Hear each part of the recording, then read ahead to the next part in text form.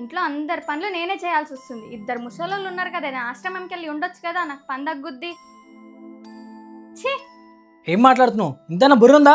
ఏంది మా అమ్మ నాన్నలు నన్ను కనింది మీ అమ్మ నాన్నలకు సేవ చేయడానికా? ఎక్కువ మాట్లాడుతున్నావు, నోరు అదుపులో పెట్టుకో. పో.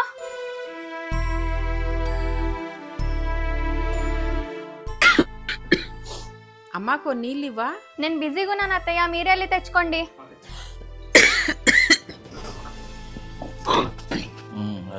అలా చేసే అమ్మా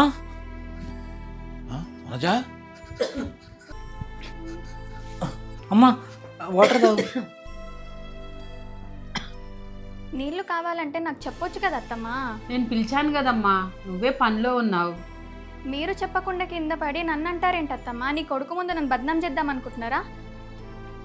ఛీ, ఇంట్లో నేనన్ను ఉండాలి, మీ అమ్మ నాన్న వాళ్ళని ఉండాలి, తర్వాత మీ ఇష్టం. వాళ్ళు పెట్టే టార్చర్ నేను అస్సలు తట్టుకోలేకపోతున్నా అండి. అలా కాదు సంజ, మీరేం చెప్పినా నేను విననండి. లేనిపోని నిందలేస్తున్నారు నా మీద.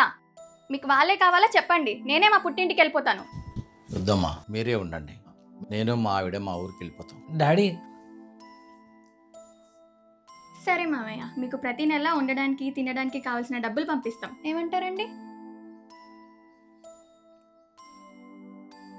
ఇప్పుడున్న సమాజంలో చాలామంది ఆడవాళ్ళకి అత్తామామలతో ఉండడం ఇష్టం లేక స్వేచ్ఛగా బతకాలనుకుంటున్నారు. ఇలాంటి సమయంలో కొడుకు కూడా ఏమీ మాట్లాడలేకపోతున్నాడు. కాబట్టి నాకు జరిగిన బాధ మీ తల్లిదండ్రులకు జరగనివ్వకండి.